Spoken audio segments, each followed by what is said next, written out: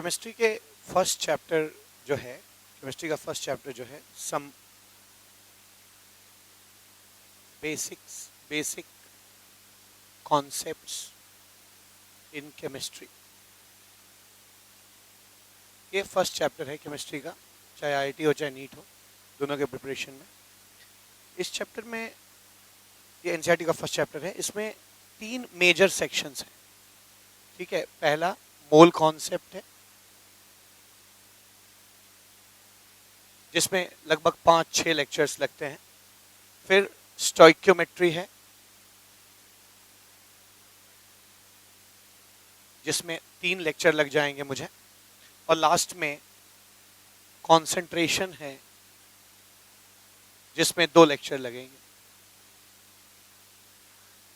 तो आइए first lecture से शुरू करते हैं, मोल कॉन्सेप्ट के। ठीक है, तो आप मान सकते हैं ये लेक्चर नंबर 1 है। ठीक है, first lecture some basic concepts in chemistry. मतलब क्या, इस चैप्टर में हम छोटे छोटे बहुत सारे कॉन्सेप्ट्स देखेंगे जो केमिस्ट्री में इस्तेमाल होते हैं।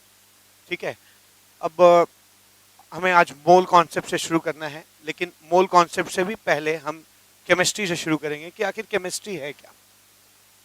केमिस्ट्री स्टडी ऑफ मैटर को कहते हैं। ठीक है, या study of property of matter. Matter के प्रॉपर्टी की स्टडी को हम क्या कहते हैं, केमिस्ट्री कहते हैं। ठीक है, मैटर क्या है? मैटर वो चीज है जो स्पेस ऑक्यूपाई करे और जिसके पास मास भी हो। ठीक है, तो कोई भी चीज जो स्पेस ऑक्यूपाई करती है, जिसका मास होता है, उसे हम मैटर कहते हैं। मैटर को छोटी क्लासेस में आपने पढ़ा भी होगा, मैटर का क्लासिफिकेशन कैसे होता है। ठीक है, मैटर को आप 2 तरीके से क्लासिफाई कर सकते हैं। पहला स्टेट के आधार पे कर सकते हैं, और दूसरा प्यूरिटी के आधार पे भी कर सकते हैं। प्यूरिटी के आधार पे कर सकते हैं। स्टेट के आधार पे मैटर को कैसे क्लासिफाई कर सकते हैं? तो आपने 3 स्टेट तो हमेशा देखे हैं, सॉलिड स्टेट, लिक्विड स्टेट,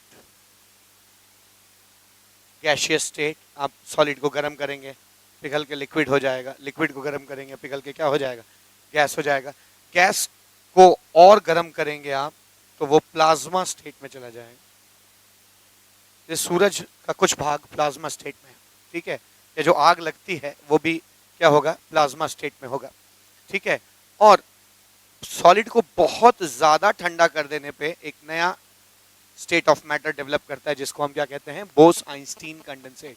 ठीक है, बोस-आइंस्टीन कंडेंसेट, इसको कहते हैं बोस-आइंस्टाइन कंडेंसेट।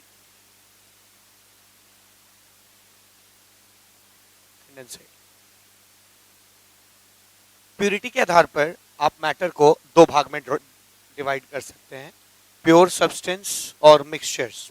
ठीक है, प्योर सब्सटेंस और मिक्सचर्स। प्योर सब्सटेंस के ऑपोजिट मिक्सचर्स को इम्प्योर सब्सटेंस भी कहा जाता है, या मिक्सचर कह सकते हैं आप। ठीक है, इम्प्योर सब्सटेंस या मिक्सचर्स। प्योर सब्सटेंस किसे कहते हैं बच्चों? प्योर सब्सटेंस वो सब्सटेंस होता है जो एक ही तरह के पार्टिकल से बनता है। ठीक है, जैसे आप ले लीजिए है ना, ऑक्सीजन गैस का एक सैंपल ले लीजिए, तो उसमें सारे पार्टिकल्स O2 सारे पार्टिकल्स सेम होंगे। या आयरन का एक रॉड ले लीजिए, तो सारे पार्टिकल्स सेम होंगे, आयरन एटम होंगे उसमें। ठीक है, तो कोई भी चीज जो एक ही तरह के पार्टिकल से बनी होती है, उसे प्योर सब्सटेंस कहते हैं। 1 टाइप ऑफ पार्टिकल लिख सकते हैं, 1 टाइप ऑफ पार्टिकल। ठीक है, एक टाइप ऑफ पार्टिकल से बनी होती है। जबकि कोई भी ऐसी चीज जो एक से ज्यादा तरह के पार्टिकल्स से बनी हो, ठीक है, उसे आप इम्प्योर सब्सटेंस या मिक्सचर्स कहते हैं। प्योर सब्सटेंस 2 तरह के होते हैं, एलिमेंट्स। जैसे अभी मैंने ऑक्सीजन का एग्जांपल दिया, तो ऑक्सीजन एक एलिमेंट है। ऑक्सीजन के सैंपल में सारे पार्टिकल्स क्या होते हैं, एक जैसे होते हैं। ठीक है ना। या दूसरा एग्जांपल हो सकता है क्या, कंपाउंड। जैसे कार्बन डाइऑक्साइड ले लीजिए, तो कार्बन डाइऑक्साइड एक कंपाउंड है जिसमें एक कार्बन और 2 ऑक्सीजन चिपके होते हैं, लेकिन चिपकने के बाद CO2 को एक ही पार्टिकल कहते हैं। तो कंपाउंड भी एक ही तरह के पार्टिकल से बना होता है, जैसे CO2 सारे CO2 पार्टिकल्स होते हैं। तो प्योर सब्सटेंस 2 तरह के होंगे, एलिमेंट्स और कंपाउंड्स। छोटी क्लासेस में 9th क्लास में एलिमेंट्स को भी फिर क्लासिफाई कर देते हैं किसमें, है ना, एलिमेंट्स को मेटल्स, नॉन मेटल्स, ठीक है, और क्या मेटलॉइड्स में क्लासिफाई कर देते हैं, कंपाउंड्स को फर्दर क्लासिफाई करते हैं, ऑर्गेनिक, इनऑर्गेनिक कंपाउंड्स, ठीक है। तो फिर ये एक लंबी लिस्ट है जो अभी जानने की जरूरत नहीं है।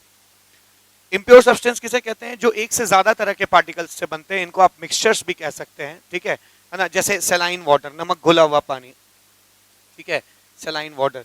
तो आप जानते हैं कि सेलाइन वाटर में सॉल्ट भी होता है और वाटर भी होता है। अगर आपने टेबल सॉल्ट घुला हुआ है तो इसमें दो तरह के पार्टिकल पाए जाएंगे, है ना। NaCl पार्टिकल भी पाया जाएगा, या पानी में घुलने के बाद Na+ पार्टिकल भी होगा, Cl- पार्टिकल भी होगा, H2O पार्टिकल भी होगा। तो एक से ज्यादा तरह के पार्टिकल होने की वजह से इस सब्सटेंस को क्या कहते हैं आप? इम्प्योर सब्सटेंस या मिक्सचर कहा जाता है, ठीक है। अब आइए स्टडी शुरू करते हैं, ठीक है। ये तो इंट्रोडक्शन पार्ट था कि केमिस्ट्री जो है वो स्टडी ऑफ मैटर को कहते हैं। मैटर क्या होता है ये बताया मैंने, और मैटर का क्या क्लासिफिकेशन होता है ये भी बात। मैटर का सबसे छोटा पार्ट जो नेचुरली पाया जाता हो, ठीक है, उसे क्या कहते हैं हम? एटम कहते हैं। तो अगर मैटर भाषा है तो एटम उसके अक्षर है, ठीक है। तो आप डायरेक्ट भाषा पढ़ना नहीं शुरू करते हैं, आप पहले कहां से शुरुआत करते हैं? अक्षर से शुरुआत करते हैं। तो आज हम लोग एटम्स की स्टडी करना शुरू करेंगे। एटम्स की स्टडी करने में सबसे पहली चीज क्या? एटम को तौला कैसे जाए? कैसे तौलेंगे आप एटम को? दिक्कत क्या है? एटम को तौलते वक्त यूनिट्स की प्रॉब्लम है। अगर आप एटम को मेट्रिक टन में नहीं तौल सकते, आप एटम को क्विंटल्स में नहीं तौल सकते, केजी में नहीं, है ना, ग्राम में नहीं, मिलीग्राम, माइक्रोग्राम, नैनोग्राम, पिकोग्राम, किसी भी यूनिट में, यूनिट जो है वो एटम के लिए एक बड़ी यूनिट है, ठीक है। तो लोगों ने पहला काम किया कि एटम की स्टडी अगर करनी है आपको, तो सबसे पहले आपको क्या डिफाइन करना पड़ेगा? एटम की यूनिट डिफाइन करनी होगी। तो लोगों ने एटम की यूनिट डिफाइन की, क्या कहा उसे? एटॉमिक मास यूनिट, ठीक है, एटॉमिक मास यूनिट, AMU, ठीक है। AMU को ना लोग डाल्टन भी कहते हैं, डा, और डाल्टन या फिर यूनिफाइड मास भी कहा जाता है, यूनिफाइड मास या यू भी कहते हैं, ठीक है। एक AMU होता कितना है? एक AMU जो होता है लोगों ने डिफाइन किया, कार्बन 12 एटम ले लो, ये कार्बन 12 एटम है, मान लो ये कार्बन 12 एटम है, इसके 12 टुकड़े कीजिए, यानी 2 टुकड़े, 4, ऐसे 12 टुकड़े करिए। ये जो एक टुकड़ा निकल के आता है इसको लोगों ने 1 AMU कहा, ठीक है, 1 AMU कहा। ये जो एक टुकड़ा आता है इसका यूनिट, इसके मास जो है एक्सपेरिमेंट करने पे कितना निकला? 1.66 इंटू 10⁻⁻27 kg, या 1.66 इंटू 10⁻⁻24 ग्राम कह सकते हो। यही मास ऑफ प्रोटॉन भी होता है, और अप्रोक्सीमेटली यही मास ऑफ क्या होता है? न्यूट्रॉन भी होता है, ठीक है। तो मुझे एक बहुत ही साफ बात पता चली कि आज के बाद मैं एटम को जब भी तौलूंगा, है ना, उसकी यूनिट मेरे लिए क्या होगी? AMU हो जाएगी, ठीक है, AMU यूनिट हो जाएगी। हाँ, और मतलब कुछ इस तरह से कि अगर एक एक तराजू है, ठीक है, और आपने एटम को तौलने के लिए इस तरफ एक, इधर कोई एटम डाला हुआ है, तो आप इस तरफ अगर ऐसे 3 टुकड़े डालते हैं, है ना, अगर आप ऐसे 3 टुकड़े डालते हैं तो आप कह सकते हैं इसका मास कितना है? 3 AMU के बराबर है, ठीक है। तो ये चीज पहला टर्म हुआ एटम्स को डिफाइन करते वक्त कि एटम को तौलेंगे किस यूनिट में। सेकेंड चीज क्या?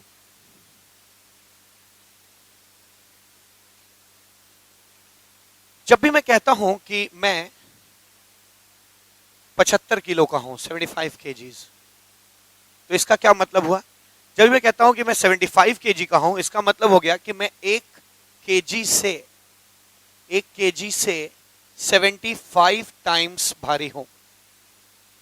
इसी तर्ज पर, ऑन द सेम लाइंस, आप किसी एटम का भी मास डिफाइन कर सकते हैं, एटॉमिक मास।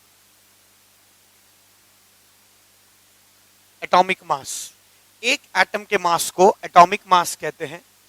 कोई भी एटम 1 AMU से कुछ ना कुछ गुना भारी होता है, कुछ ना कुछ टाइम्स भारी होता है। एक एटम 1 AMU से कितना गुना भारी है, इसको क्या कहते हैं? रिलेटिव एटॉमिक मास, ठीक है। तो अगली चीज क्या होगी हमारी? Relative atomic mass, relative atomic mass, relative atomic मास। तो क्या सीखा आपने? आपने अब तक सीखा कि कोई एटम 1 AMU से कितना गुना भारी होता है, वो उसका रिलेटिव एटॉमिक मास हो जाता है। यानी अगर आप रिलेटिव एटॉमिक मास के डेफिनेशन लिखना चाहते हैं तो आप लिख सकते हैं मास of any atom, mass of any atom, इधर ये मल्टीप्लाई है तो उधर जाएगा तो क्या हो जाएगा? डिवाइड हो जाएगा, यानी डिवाइड बाई 1 AMU। यानी मास of any atom divided by 1 AMU is relative atomic मास। किताबों में ये डेफिनेशन भी नहीं मिलेगा, ये वाला मिलेगा जो मैं नीचे लिखने जा रहा हूं। क्या? मास of any atom, mass of any atom divided by 1 AMU के जगह क्या लिख देते हैं, है ना, कार्बन 1/12 ऑफ मास ऑफ क्या, कार्बन 12 एटम। ठीक है, तो इसके जगह लिख देंगे 1/12 ऑफ मास ऑफ क्या, कार्बन 12 एटम लिखा जाएगा। ठीक है, ये आपका रिलेटिव एटॉमिक मास का डेफिनेशन हो गया। पर इस डेफिनेशन से आपके बोर्ड या स्कूल में तो काम चल जाएगा, कंपटीशन में काम नहीं चलना। कंपटीशन में और डीप में जाना पड़ेगा आपको कि आखिर रिलेटिव एटॉमिक मास कहते किसको हैं। ठीक है, तो आइए निकालते हैं, आइए रिलेटिव एटॉमिक मास निकालते हैं। रिलेटिव एटॉमिक मास ऑक्सीजन का निकालने की कोशिश करें। क्या डेफिनेशन हो जाएगा? Relative atomic mass of oxygen कैसे निकलेगा?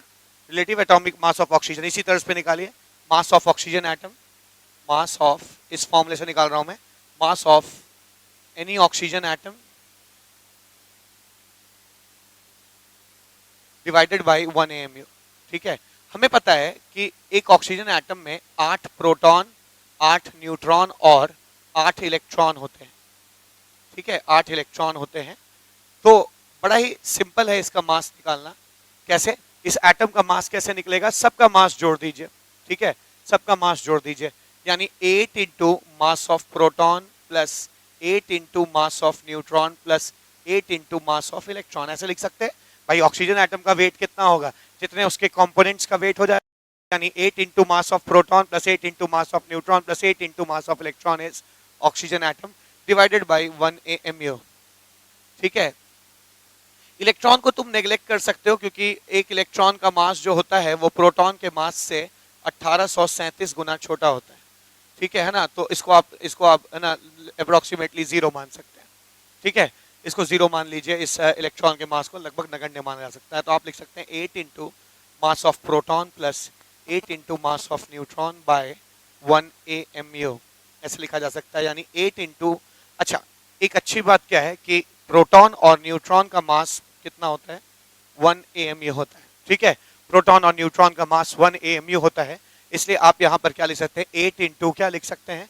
1 AMU plus 8 into 1 AMU by 1 AMU लिखा जा सकता है। 8 कॉमन ले लीजिए आप, या 1 AMU कॉमन ले लीजिए, बच जाएगा 8 प्लस 8 इंटू 1 AMU।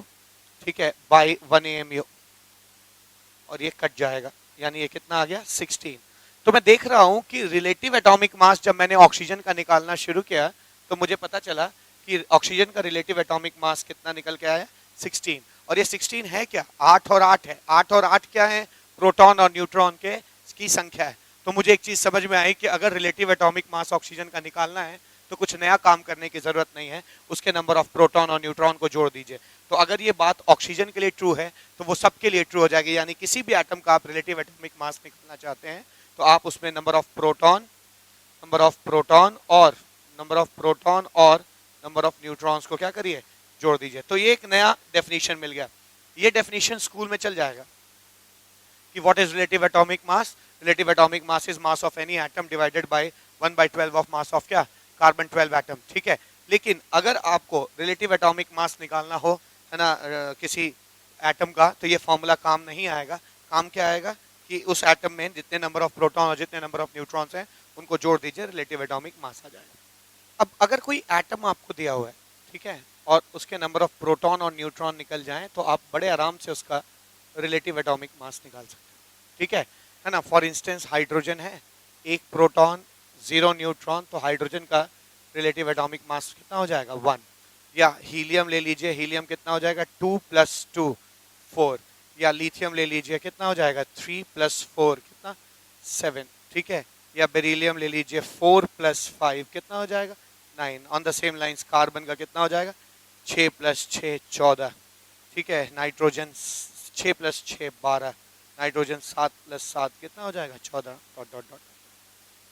ठीक है, तो इस तरह से हम रिलेटिव एटॉमिक मास निकालते हैं। तो मैंने अब तक आपको दो बातें बताई।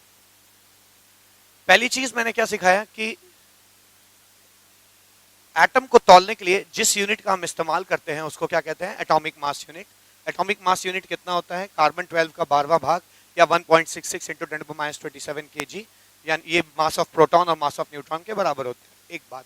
दूसरी बात मैंने ये बताया कि कोई एटम 1 AMU से कितना गुना भारी है, ठीक है, जितना गुना भारी होगा, ठीक है, 1 AMU से जितना गुना भारी होगा उसको क्या कहेंगे, relative atomic mass. Relative atomic मास की एक परिभाषा आ गई थी, मास of any atom divided by 1/12 of mass of carbon atom. लेकिन जब हम लोगों ने और डिटेल में गए तो पता चला कि relative atomic mass number of proton plus number of neutron के बराबर होता है, जो यहाँ पे हमने देखा भी। तीसरी चीज एटॉमिक मास।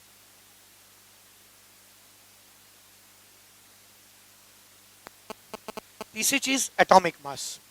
एटॉमिक मास क्या होता है, तो अब यहां से देख सकते हैं एटॉमिक मास होता है relative atomic mass into 1 AMU, ठीक है, और देख के लग रहा है जैसे एटॉमिक मास एक एटम का मास है। रिलेटिव एटॉमिक मास एक एटम का मास होता है, तो आप लिख सकते हैं atomic mass is mass of 1 atom expressed in AMU। तो गौर करने वाली बात क्या है, एक ही एटम का मास होना चाहिए और ग्राम में नहीं एक्सप्रेस करना। किस में एक्सप्रेस करना है, AMU में, ठीक है। अगर आप एक एटम का मास AMU में एक्सप्रेस करते हैं तो उसे आप क्या कहते हैं, एटॉमिक मास कहते हैं। आइए निकालते हैं एटॉमिक मास का डेफिनेशन, यही हो जाएगा, atomic mass is relative atomic mass into 1 AMU। अच्छा, एक अच्छी बात क्या है, अभी हमने यहां देखा था कि रिलेटिव एटॉमिक मास की कोई यूनिट नहीं होती है, ठीक है ना, कोई यूनिट नहीं होती, यानी AMU कट गया, ये सिर्फ एक क्या है, नंबर है, ठीक है, महज एक नंबर है। तो सिंस रिलेटिव एटॉमिक मास एक नंबर है, किसी भी नंबर को 1 से मल्टीप्लाई करोगे तो क्या आ जाएगा, सेम नंबर आ जाएगा, है ना। तो relative atomic mass into AMU कर दिया मैंने, relative atomic mass into 1 relative atomic मास हो गया और उसके सामने AMU लिख दिया, ये एटॉमिक मास हो जाएगा। लेकिन हम और डिटेल में जा सकते हैं, है ना, और डिटेल में जा सकते हैं। एटॉमिक मास को हम क्या लिख सकते हैं आज के बाद, चूंकि हमें पता है रिलेटिव एटॉमिक मास क्या होता है। रिलेटिव एटॉमिक मास होता है क्या, number of proton plus number of neutrons, ठीक है, number of protons plus number of neutrons होता है, ठीक है। तो आप यहाँ पे क्या लिख सकते हैं, रिलेटिव एटॉमिक मास के जगह पे number of proton plus number of neutron के सामने AMU लिख सकते हैं, ठीक है। ये आपका एटॉमिक मास आ गया। तो अब मेरे लिए बड़ा इजी हो गया एटॉमिक मास निकालना। कैसे, आइए देखते हैं। अब आप क्या लिख सकते हैं, ठीक है ना। अब देखिए, ध्यान दीजिए, आप लिख सकते हैं atom, number of proton, number of neutron, relative atomic मास और मास इन ग्राम, ये सब निकाल सकते हैं किसी एक एटम के लिए। एग्जाम्पल कार्बन ले लीजिए, 6 प्रोटॉन 6 न्यूट्रॉन, रिलेटिव एटॉमिक मास कितना हो गया, 12। इसी रिलेटिव एटॉमिक के मास के सामने AMU लिख दोगे तो एक एटम का मास आ जाएगा, यानी इसी 12 के सामने AMU लिख दोगे तो एक एटम का मास आ जाएगा। और अगर किसी ने आपसे पूछा कि एक कार्बन एटम का मास ग्राम में बताइए, तो वो हमारे लिए मुश्किल काम नहीं है, हम 12 इंटू 1.66 इंटू 10⁻⁻24 ग्राम लिख सकते हैं, क्योंकि मुझे मालूम है 1 AMU कितना होता है, 1.66 इंटू 10⁻⁻24 ग्राम होता है, ठीक है। तो जिसने इस दुनिया को बनाया है, उसने एटम्स को बनाने में बड़ा ही सिस्टम फॉलो किया। क्या, किसी भी एटम के बारे में आपको कुछ भी जानना है तो पहले उसके न्यूक्लियस में झांकिए, देखिए कितने प्रोटॉन है कितने न्यूट्रॉन है, दोनों को जोड़ दीजिए, सामने लिख देंगे तो एक एटम का मास आ जाएगा। और फिर उस AMU को हम बड़े आसानी से ग्राम में क्या कर सकते हैं, कन्वर्ट कर सकते हैं, इस फैक्टर से मल्टीप्लाई करके, किससे, 1.66 इंटू 10⁻⁻24 ग्राम से मल्टीप्लाई कर सकते हैं। तो मैंने क्या सीखा, मैंने अभी सीखा कि किसी भी एटम का मास आप निकाल सकते हैं अगर आपको उसके न्यूक्लियस के बारे में जानकारी है। फॉर इंस्टेंस ऑक्सीजन उठाइए, 8 प्रोटॉन 8 न्यूट्रॉन 16 हो गया, एक एटम का मास हो जाएगा 16 AMU, और ग्राम में चाहिए तो 16 इंटू 1.66 इंटू 10⁻⁻24 ग्राम हो जाएगा, ठीक है। कैल्शियम चाहते हैं, कोई बात नहीं, 20 कितना हो जाएगा, 40। एक कैल्शियम एटम का मास कितना हो जाएगा 40 AMU, और अगर ग्राम में चाहिए 40 इंटू 1.66 इंटू 10⁻24 ग्राम हो जाएगा। ठीक है, तो ये चीज आ गई। तो हमने अब तक तीन चीजें बड़े ही अच्छे से समझी है, ठीक है ना। पहली चीज एटॉमिक मास यूनिट किसे कहते हैं, दूसरी चीज रिलेटिव एटॉमिक मास क्या होता है, और तीसरी चीज अभी अभी हमने देखी कि एटॉमिक मास क्या होता है। एटॉमिक मास क्या होता है, एक एटम का मास किसमें, AMU में। ठीक है, अगर हम एक एटम का मास AMU में लिखते हैं तो उसे हम एटॉमिक मास कहते हैं। निकलता कैसे है साहब, निकलता ऐसे है कि, है ना, जितना रिलेटिव एटॉमिक मास है उसके सामने AMU लिख दीजिए। रिलेटिव एटॉमिक मास कैसे निकलता है, number of proton plus number of neutron के सामने AMU लिख दिया जाए। ठीक है, नाउ इन तीन चीजों के बाद चौथी चीज क्या, चौथी चीज है मोल। मोल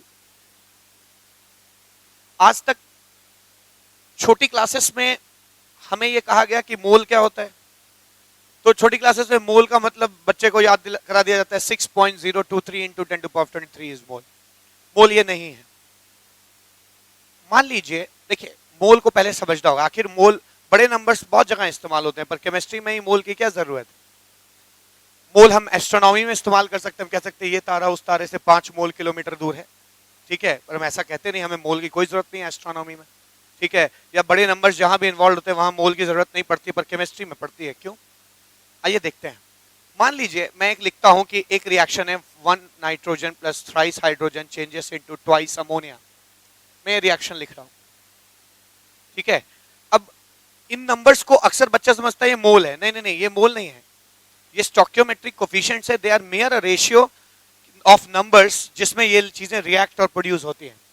मतलब क्या, इसको आप लिख सकते हैं एक नाइट्रोजन 3 हाइड्रोजन मॉलिक्यूल से रिएक्ट करके 2 मॉलिक्यूल अमोनिया बनाता है।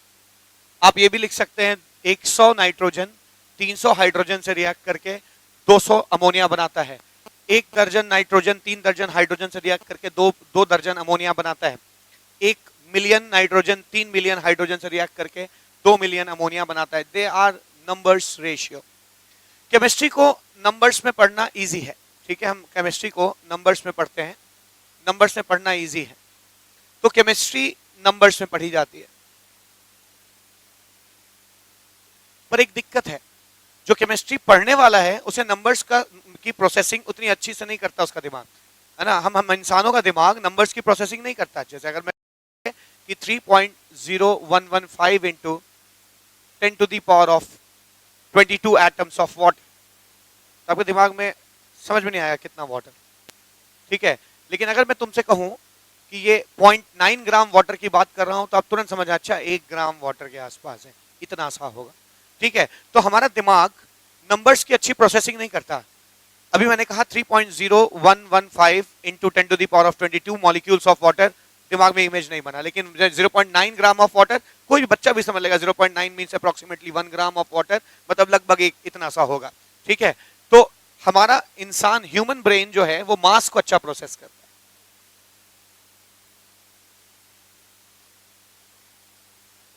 अब एक गैप सा है दोनों में, बीच में। इस गैप को फिल करने के लिए लोगों ने एक कॉन्सेप्ट का इजाद किया जिसको हम कहते हैं मोल कॉन्सेप्ट।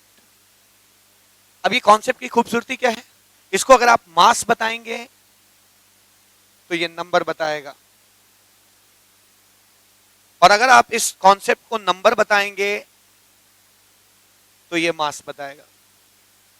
तो केमिस्ट्री से जितने नंबर्स निकलते हैं उसको मास में कन्वर्ट करके इंसान को प्रोसेस करने के लिए दे देते हैं, है ना। इंसान दिमाग उसको एनालाइज करता है।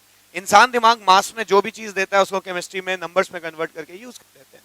तो मैं कह सकता हूं कि मोल क्या है, mole is basically mass number relationship, ठीक है। मास नंबर रिलेशनशिप को हम मोल कहते हैं। मोल कॉन्सेप्ट जो है वो मास और नंबर के बीच में एक रिलेशनशिप स्टैब्लिश करता है। इसका और मतलब अभी धीरे धीरे आगे बढ़ेंगे हम लेक्चर में तो समझ में आएगा। फिलहाल एक मोल होता कितना है, तो एक मोल एक नंबर है।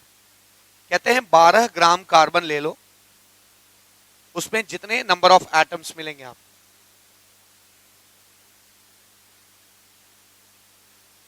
जितने एटम्स मिलेंगे हम उसको 1 मोल कहते हैं। ये उसी तरह है जैसे एक छोटे बच्चे को बताते हैं हम क्या कि बेटा 10 किसे कहते हैं, जितने आपके हाथ में उंगलियां होती हैं। उंगलियों से 10 का कोई रिलेशनशिप नहीं, आप हाथ की उंगलियों की जगह पैर की उंगलियां इस्तेमाल कर सकते हैं, तब भी 10 10 ही रहेगा। ऐसे ही मोल के जगह आप मोल को एक्सप्लेन करने के लिए कार्बन की जगह आप बोरॉन इस्तेमाल कर सकते हैं। आप कह सकते हैं 11 ग्राम बोरॉन में जितने आइटम होंगे उसको आप 1 मोल कहेंगे, उससे मोल पे कोई फर्क नहीं पड़ेगा। ठीक है, तो जस्ट कार्बन इसलिए लिया जाता है ताकि आप उसको एक नंबर को एक्सप्लेन कर सकेंगे एग्जाम्पल देके। तो क्या सीखा मैंने, 1 मोल किसे कहते हैं, 12 ग्राम कार्बन में जितने नंबर ऑफ एटम्स होते हैं, ठीक है, जितने नंबर ऑफ एटम्स होते हैं उसको हम 1 मोल कहते हैं। ठीक है, 1 मोल कहा जाता है। पता लगाते हैं कितने होते हैं।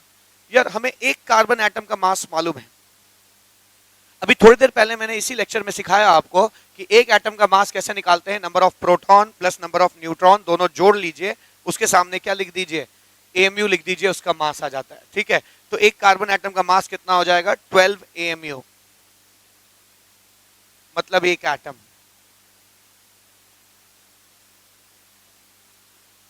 AMU नहीं, मुझे ग्राम में चीजें चाहिए क्योंकि 12 ग्राम कार्बन में पूछा गया है, तो 12 AMU को ग्राम में बदलिए, 12 into 1.66 into 10 to the power of -24 gram, मतलब एक एटम। इसको यहां कंटिन्यू कर रहा हूं मैं, ठीक है ना। आप कह सकते हैं इतना ग्राम मतलब एक एटम, यानी 1 ग्राम मतलब कितना एटम हो जाएगा, 1 ग्राम, इतना ग्राम मतलब एक एटम, तो 1 ग्राम मतलब 1/12 into 1.66 into 10 to the power of -24 atoms. 1 gram में इतने एटम हैं, तो 12 ग्राम में कितने एटम होंगे, तो 1 ग्राम में जितने हैं इंटू 12।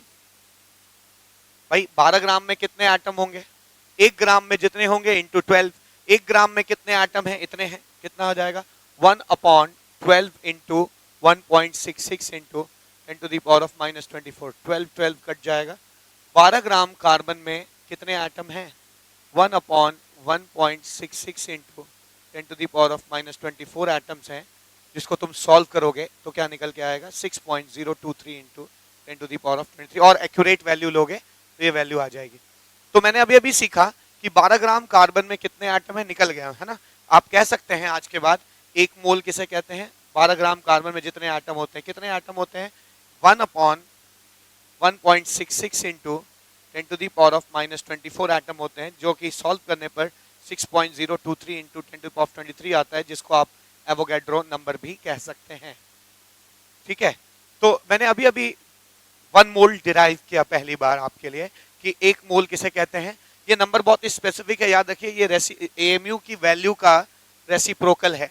ठीक है, तो आज मुझे सीखने को एक बात और मिली कि 1 मोल किसे कहते हैं, 1 AMU के रेसिप्रोकल को 1 मोल कहते हैं, है ना। और ये 6.023 इंटू 10 टू पावर 23 होता है, जो कि एवोगैड्रो नंबर के बराबर भी होगा। ठीक है, ठीक है, तो मुझे एक चीज समझ में आई, अब तक मैंने आपको 4 बातें पढ़ाई। पहला, एटम को तौलने के लिए जिस यूनिट का इस्तेमाल करते हैं उसे हम एटॉमिक मास यूनिट कहते हैं, ये कार्बन 12 का 12वां भाग होता है।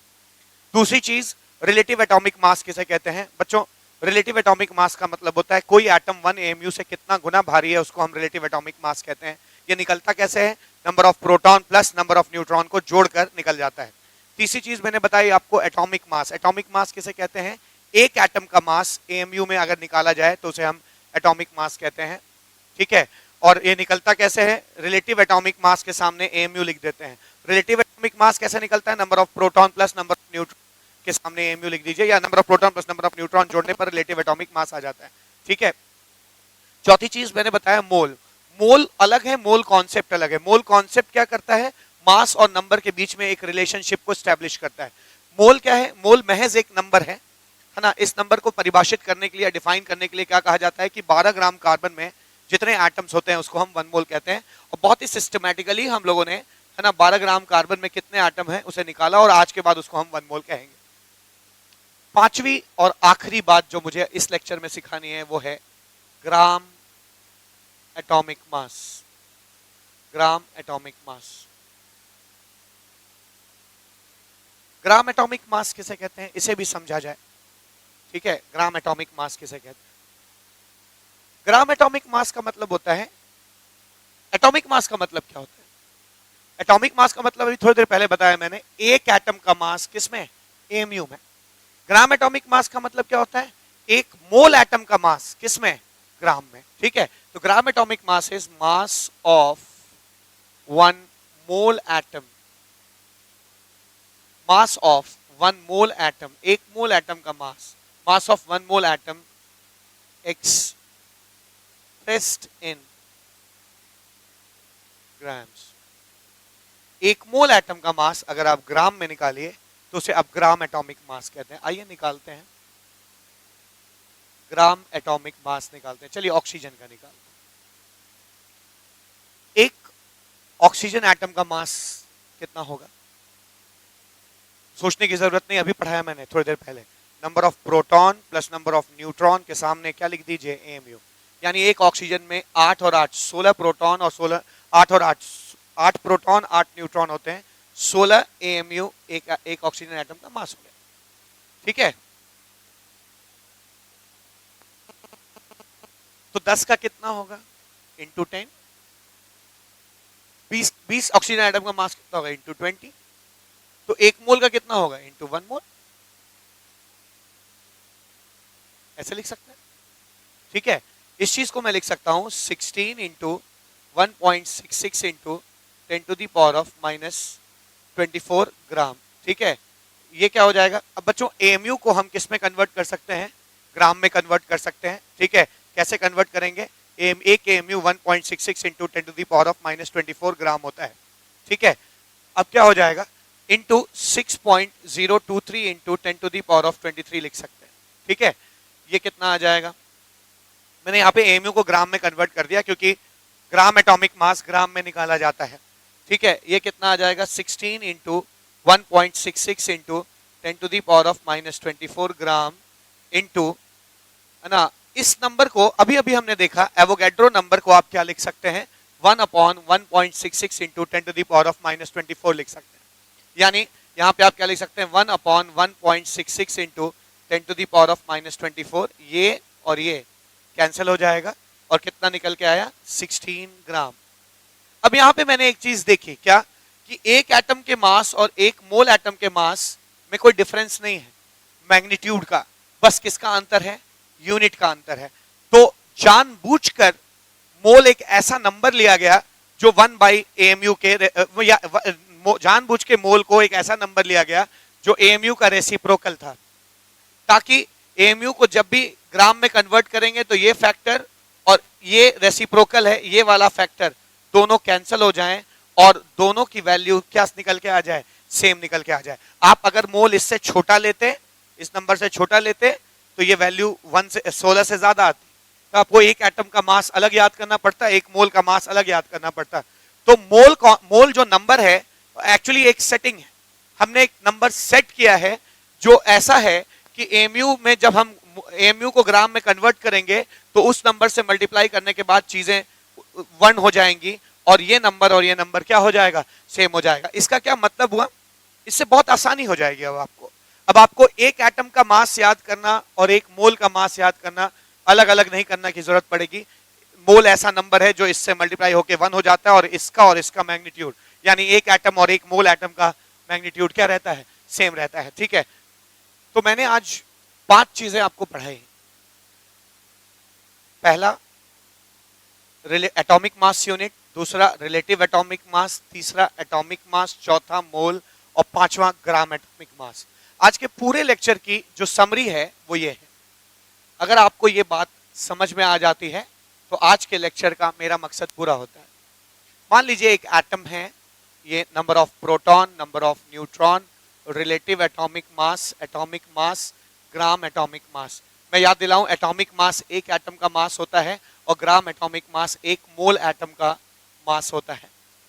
ठीक है, मैं फिर कह रहा हूं, आज जो मैंने पूरे लेक्चर में पढ़ाया उसका ये सारांश है। क्या, अगर एटम मान लीजिए ऑक्सीजन, कितने प्रोटॉन 6, कितने प्रोटॉन 8, कितने न्यूट्रॉन 8, रिलेटिव एटॉमिक मास कितना हो गया 16। इसी 16 के सामने AMU लिख दोगे तो एक एटम का मास आएगा, जैसा मैंने यहां बताया था 16 AMU। ठीक है, इसी 16 के सामने एएमयू लिख दोगे तो एक एटम का मास आएगा, और इसी 16 के सामने अगर तुम ग्राम लिख दोगे तो एक मोल का मास आ जाएगा। यानी इसी 16 एएमयू लिखोगे तो एक एटम का मास, और इसी 16 के सामने अगर तुम ग्राम लिख दोगे तो एक मोल का मास आ जाएगा। ये बात सिर्फ ऑक्सीजन के लिए ट्रू नहीं है, सबके लिए ट्रू है, ठीक है। कार्बन के लिए भी ट्रू है। 6 6 12, एक एटम का मास कितना हो जाएगा 12 एएमयू, एक मोल का मास कितना होगा 12 ग्राम। समझ में आ रही बात आपको, ठीक है, 12 ग्राम। या आप नाइट्रोजन लिख लीजिए, है ना, 7 7 14, एक नाइट्रोजन एटम का मास कितना होगा 14 एएमयू, और एक मोल का मास कितना होगा 14 ग्राम हो जाएगा, ठीक है। तो आज के बाद हमारे लिए एटम का मास याद करना बहुत मुश्किल काम नहीं है। हम जानते हैं कि एटम्स के न्यूक्लियस में झांकने की जरूरत है। जितने प्रोटॉन न्यूट्रॉन है उनकी संख्या गिन लीजिए, उनको जोड़ लीजिए, जो आए उसके सामने एएमयू लिख देंगे तो उस एक एटम का मास आ जाएगा, और उसी के सामने ग्राम लिख देंगे तो एक मोल एटम का मास आ जाएगा। आइए अब हम लोग कुछ क्वेश्चंस करते हैं, है ना, जिससे इन सीखे हुए 5 कॉन्सेप्ट्स में हमें क्लैरिटी आएगी। कौन से 5 कॉन्सेप्ट्स? पहला, एटॉमिक मास किसे कहते हैं, दूसरा नहीं एटॉमिक मास यूनिट किसे कहते हैं, दूसरा रिलेटिव एटॉमिक मास क्या होता है, तीसरा एटॉमिक मास क्या होता है, चौथा मोल किसे कहते हैं, और पांचवा ग्राम एटॉमिक मास किसे कहा जाता है।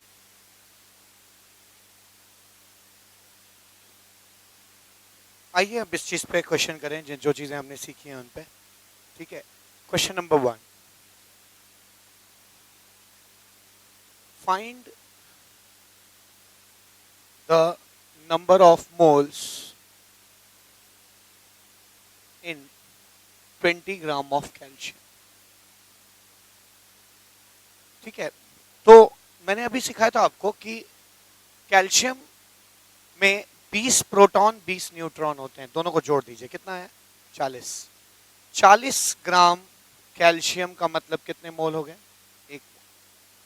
इसी 40 के सामने एएमयू लिख देते तो एक एटम का मास होता है, लेकिन इसी 40 के सामने ग्राम लिख दिया तो एक मोल एटम का मास आ जाएगा, ठीक है। 1 ग्राम कैल्शियम मतलब कितने मोल्स, 1/40 मोल्स, मोल एटम्स, ठीक है। तो 20 ग्राम कैल्शियम मतलब कितने मोल हो जाएंगे, 20/40 मोल, यानी कितना हो गया हाफ मोल, यानी 0.5 मोल। क्या सीखा, जितना मास है उसको अगर आप एटॉमिक मास से डिवाइड कर दीजिए तो मोल आ जाता है।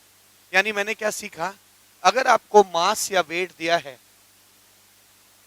और मोल निकालना है तो आप मास को एटॉमिक मास से डिवाइड करिए, मोल आ जाएगा। जैसे यहाँ पे देखा आपने, जितना मास दिया हुआ है उसको एटॉमिक मास ऑफ कैल्शियम से डिवाइड किया, मोल आ गया। उसी तर्ज पर, है ना, उल्टा करो, उल्टा जाओ। अगर आते वक्त आपने डिवाइड किया है तो इफेक्ट को नलीफाई करने के लिए वापस जाते वक्त आप क्या करेंगे, मल्टीप्लाई करेंगे, यानी मल्टीप्लाई बाय क्या, एटॉमिक मास, ठीक है। चलिए अगला क्वेश्चन करिए, क्वेश्चन नंबर 2।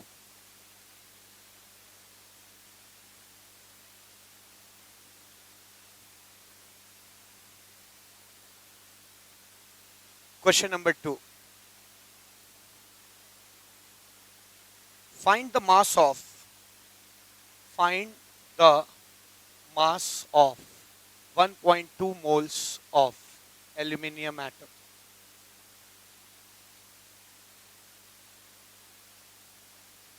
अब की बार आपको मोल्स दिए हुए हैं, कितने मोल्स हैं, 1.2 मोल्स, और क्या निकालना है आपको, ना मास निकालना है। मोल दिया है, मास निकालना है। मोल दिया हो और मास निकालना हो तो क्या करना होता है, मोल में एटॉमिक मास मल्टीप्लाई करोगे, क्या आ जाएगा, मास आ जाएगा, ठीक है। यानी मोल जितना भी दिया हुआ है उसमें एटॉमिक मास, एल्यूमिनियम का एटॉमिक मास 27 होता है, 27 मल्टीप्लाई करिए, मोल आ जाएगा।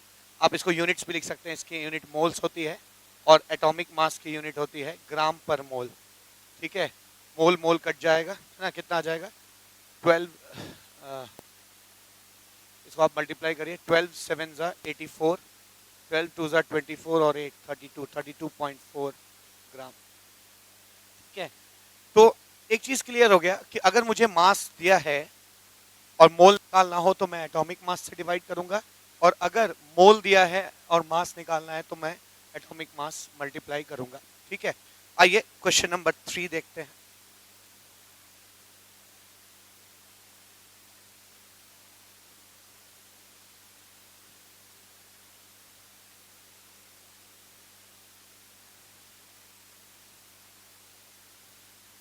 थर्ड क्वेश्चन है find number of moles, find number of, not moles, find number of atoms in 5 mole of magnesium।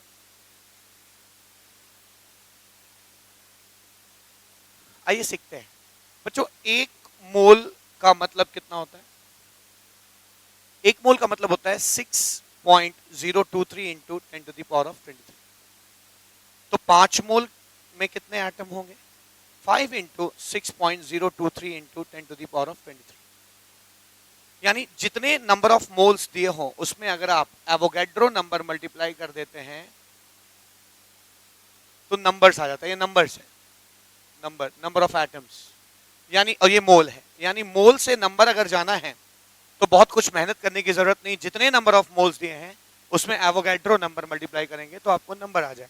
यानी मैंने क्या सीखा, जितने मोल दिए हैं उसमें, उससे अगर आपको नंबर तक जाना है तो मोल में एवोगैड्रो नंबर मल्टीप्लाई कर दीजिए। ठीक है, अच्छा बड़ा क्लियर है। अगर मोल से नंबर तक जाने के लिए एवोगैड्रो नंबर मल्टीप्लाई कर रहे हैं तो नंबर से मोल आने के लिए क्या करेंगे? एवोगैड्रो नंबर से डिवाइड कर देंगे। बात समझ में आ रही है? ठीक है, एवोगैड्रो नंबर से डिवाइड कर देंगे। क्वेश्चन नंबर 4 किया जाए। क्वेश्चन नंबर 4, फोर्थ क्वेश्चन कहता है find number of moles in 3.011 into 10 to the power of 25 atoms of barium। जब भी मैं क्वेश्चन दे रहा हूं आप वीडियो को पॉज कर सकते हैं और सॉल्व कर लें, और सॉल्व करने के बाद है ना आप मेरे सॉल्यूशन से मैच कर सकते हैं। ठीक है, सॉल्यूशन क्या हो जाएगा इसका? फिर वही बात, ये नंबर ऑफ एटम्स दिए हुए हैं, नंबर ऑफ एटम्स, और पूछा क्या है? मोल। अगर नंबर ऑफ एटम्स दिया हो और मोल निकालना हो तो कुछ नया करने की जरूरत नहीं है, आप चुपचाप नंबर्स को किससे डिवाइड कर दीजिए? एवोगैड्रो नंबर से। यानी आप क्या कर सकते हैं, अगर आपको मोल्स चाहिए है ना तो आप जितने नंबर्स दिए हैं 3.011 इंटू 10⁻25 इसको एवोगैड्रो नंबर से डिवाइड कर दीजिए। ठीक है, एवोगैड्रो नंबर 6.023 भी ले सकते हो, 6.022 भी ले सकते हो, जैसा आपको कैलकुलेशन में सहूलियत मिल लगे वैसा आप ले सकते हैं। ये 100 हो जाएगा, ये 2 हो जाएगा और ये 50 हो जाएगा। यानी इसका मतलब कितना हो गया? 50 मोल्स। एक बात और, अभी मैंने थोड़ी देर पहले पढ़ाते वक्त बताया था कि मोल मास और नंबर के बीच का रिलेशनशिप है। वो रिलेशनशिप बिल्कुल साफ यहाँ पर दिखाई पड़ता है कि मास को अगर एटॉमिक मास से डिवाइड करके एवोगैड्रो नंबर मल्टीप्लाई करोगे तो नंबर आ जाएगा, जो केमिस्ट्री में यूज हो सकता है। केमिस्ट्री से कोई नंबर ऑफ एटम्स मिलता है हमें तो उसको एवोगैड्रो नंबर से डिवाइड करके एटॉमिक मास मल्टीप्लाई कर देंगे तो क्या आ जाएगा? मास आ जाएगा। तो मोल कॉन्सेप्ट जो है उसको इजाद इसीलिए किया गया ताकि नंबर और मास के बीच में एटम्स के या मॉलिक्यूल्स के एक रिलेशनशिप एस्टेब्लिश किया जा सके, जो कि यहाँ पे साफ एविडेंट है, दिखाई। इससे पहले कि क्वेश्चन नंबर 5 की तरफ बढ़े, मैं आपको अल्टरनेटिव नाम बता दूं मोल का। कभी कभी मोल को जैसे 1 ग्राम एटम भी कहा जाता है। 1 ग्राम एटम मीन्स 1 मोल एटम, 1 मोल एटम। 1 ग्राम molecule means 1 mole molecule। 1 gram iron means 1 mole iron, 1 mole iron। ठीक है, तो मोल के बदले हम कभी कभी ग्राम एटम, ग्राम मॉलिक्यूल, ग्राम आयन शब्द इस्तेमाल करते हैं। आइए क्वेश्चन नंबर 5 करते हैं। 5th question, what is the weight of 3 gram atom of sulfur?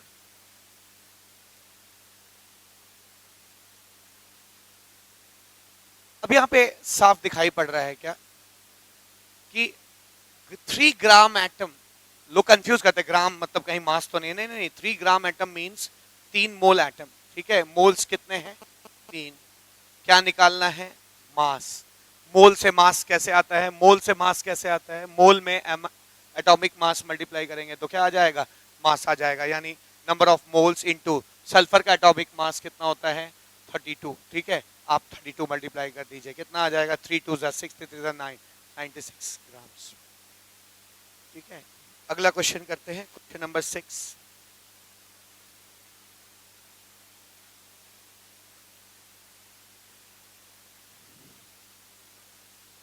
Question number 6, how many gram atoms, how many gram atoms of sulfur are present in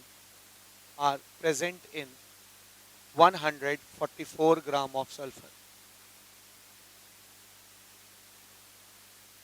How many gram atom of sulfur are present in 144 gram of sulfur, ठीक है। अब यहाँ पे क्या है? मास दिया हुआ है और क्या निकालना है? ग्राम एटम मतलब मोल्स, मोल्स निकालना है। तो बड़ा आसान है, अगर आपको मास दिया हो और मोल निकालना हो तो मास को किससे डिवाइड करेंगे? एटॉमिक मास से डिवाइड करेंगे तो क्या आ जाएगा? मोल आ जाएगा, ठीक है। तो बस वही करिए, मास को एटॉमिक मास से डिवाइड करिए तो मोल आ जाएगा। एटॉमिक मास सल्फर का कितना होता है? 32, 32 से डिवाइड कर लीजिए, इसका आंसर आएगा 4.5 मोल्स, ठीक है। क्वेश्चन नंबर 7 अटेम्प्ट करते हैं।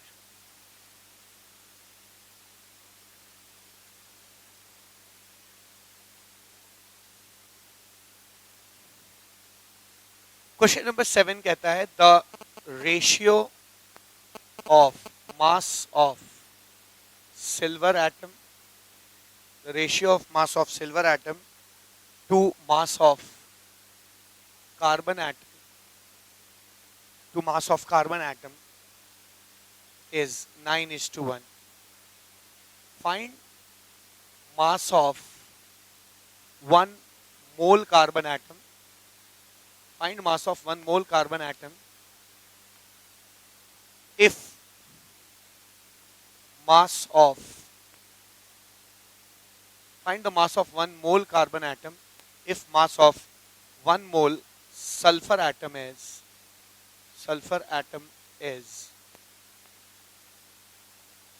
1 mole of silver atom is 1 mole silver atom is 108 ग्राम, ठीक है। तो क्वेश्चन है the ratio of mass of silver atom to the mass of carbon atom is 9:1. Find the mass of 1 mole carbon atom if mass of 1 mole silver atom is 108 gram. Question कहता है कि एक silver atom का मास और एक carbon atom के मास का ratio 9:1 है। अगर एक मोल सिल्वर एटम का मास 108 ग्राम है तो एक मोल कार्बन एटम का मास कितना ग्राम होगा? क्वेश्चन बड़े आसानी से निकाल सकते हैं, आप ऊपर नीचे एवोगैड्रो नंबर से मल्टीप्लाई कर दीजिए। अगर एक सिल्वर एटम का मास ये है तो इसमें 1 मोल मल्टीप्लाई करने पे 1 मोल सिल्वर एटम का मास आ जाएगा, यानी ये 1 मोल सिल्वर एटम का मास है, इसकी वैल्यू कितनी है? 108 ग्राम, ठीक है। भाई ये 1 मोल कार्बन एटम का मास है जिसका मैंने वैल्यू कितना माना है? x ग्राम माना है, ठीक है ना। दिस इज इक्वल टू 9:1 है ना, ये जाएगा 12, x इज इक्वल टू क्या? 12 ग्राम, x 12 ग्राम आ जाएगा, 12 ग्राम, ठीक है। क्वेश्चन नंबर 9, क्वेश्चन नंबर 8 जो कि आज का लास्ट क्वेश्चन है, ठीक है। तो इतने क्वेश्चंस में कहीं ना कहीं आपको अंदाजा लग गया होगा, हमने कहीं ना कहीं मैंने आपके दिमाग में बिठा दिया है कि मास, मोल और नंबर के बीच में कैसा रिलेशनशिप है, ठीक है ना। हमने हर तरह के सवाल किए हैं, मास को मोल में बदला, मोल को नंबर में बदला, नंबर को मोल में बदला, मोल को मास में बदला, है ना, मास को नंबर में बदला, नंबर को मास में बदला, ठीक है। तो हर तरह के क्वेश्चन हमने कर लिए हैं, ये लास्ट क्वेश्चन है जो हमें करना है आज और ये लेक्चर 1 एंड कर जाए। क्वेश्चन नंबर 8 लास्ट क्वेश्चन इस टॉपिक पे, calculate mass of, calculate mass of sodium atom, sodium which contains same number of atoms as in, which contains same number of atoms as in 23 gram of, sorry, find the mass of sodium atom which contains same number of atoms as in 4 gram of calcium atom. Question क्या कह रहा है कि 4 ग्राम calcium में जितने atom होंगे कितने gram sodium में उतने ही एटम होंगे। ये बहुत अच्छा क्वेश्चन है। इस क्वेश्चन में मास दिया है ना, मास दिया है और नंबर ऑफ एटम्स की बात किया है, यानी मास दिया है और किसकी बात की गई है, नंबर ऑफ एटम्स की बात की गई है। ठीक है ना, तो बड़ा सीधा है। ठीक है, दोनों के मास को, ये जो दोनों के मास हैं, कैल्शियम के मास हो चाहे सोडियम का मास हो, दोनों के मास को आप किस में कन्वर्ट कर दीजिए, नंबर में कन्वर्ट कर दीजिए। कैसे कन्वर्ट करेंगे नंबर में, ठीक है, पहले एटॉमिक मास से डिवाइड करिए और फिर एवोगैड्रो नंबर से मल्टीप्लाई करिए। आइए देखते हैं, कैल्शियम के मास को पहले एटॉमिक मास से डिवाइड करो। कैल्शियम का एटॉमिक मास कितना होता है, 40 है ना, ये मोल आ गया, इनटू एवोगैड्रो नंबर करो, ये नंबर आ गया, ये नंबर ऑफ कैल्शियम एटम्स आ गए। ठीक है, नंबर ऑफ सोडियम एटम्स कैसे आएंगे, सोडियम का weight divide by atomic weight, क्या आ जाएगा, इसके मोल्स इनटू एवोगैड्रो नंबर कर दीजिए, है ना, इसके नंबर्स आ जाएंगे और ये दोनों नंबर्स क्या होंगे, सेम होंगे। ठीक है ना, ये दोनों नंबर्स सेम होंगे, यानी mass divide by atomic mass into Avogadro number, mass divide by mass of sodium divide by atomic mass of sodium divide into Avogadro number is number of atoms of sodium. ठीक है, और सुना है कि numbers, number of atoms दोनों same है यानी दोनों बराबर हो गए, तो it's very easy to solve it. ठीक है, ऐसे हो जाएगा, दिस इज 1/10 है ना, इस 23 को इधर ले आइए, W is equals to 23/10 that is 2.3 grams, यानी 2.3 ग्राम सोडियम में उतने ही एटम होंगे जितने 4 ग्राम कैल्शियम में होंगे।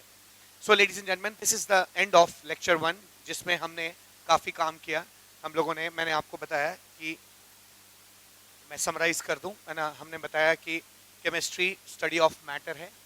ठीक है, मैंने बताया मैटर को कैसे क्लासिफाई करते हैं, मैंने आपको ये भी बताया कि एटम को तौलने के लिए, है ना, एटॉमिक मास यूनिट, एक नई यूनिट डिफाइन की गई। मैंने ये बताया रिलेटिव एटॉमिक मास किसे कहते हैं, जो किसी भी एटम, कोई एटम 1 AMU से कितना गुना भारी है, इसको रिलेटिव एटॉमिक मास कहते हैं। मैंने आपको ये भी बताया कि एटॉमिक मास किसे कहते हैं, एटॉमिक मास का मतलब होता है एक एटम का मास AMU में अगर एक्सप्रेस किया जाए। मैंने ये भी बताया कि मोल किसे कहते हैं, मोल कॉन्सेप्ट मैंने बताया, मोल कॉन्सेप्ट जो है मास और नंबर के बीच का रिलेशनशिप है। ठीक है, मैंने आपको आज ये भी बताया कि ग्राम एटॉमिक मास किसे कहते हैं, जब भी किसी एक एटम के, किसी एक मोल एटम के मास को हम ग्राम में एक्सप्रेस करते हैं तो उसे ग्राम एटॉमिक मास कहते हैं। ठीक है, इतनी बातें बताई और हम लोगों ने 7-8 क्वेश्चंस किए, मुझे लगता है इतने क्वेश्चंस काफ़ी हैं। ठीक है, इस चीज़ को समझने के लिए थैंक यू सो मच। अगले लेक्चर में हम लोग मॉलिक्यूल्स के बारे में पढ़ेंगे, लेक्चर नंबर 2 में, जिसमें हम लोग पता लगाएंगे कि मॉलिक्यूल्स और के मास, मॉलिक्यूल्स के नंबर और मोल्स के बीच में क्या रिलेशनशिप होता है। Thank you so much.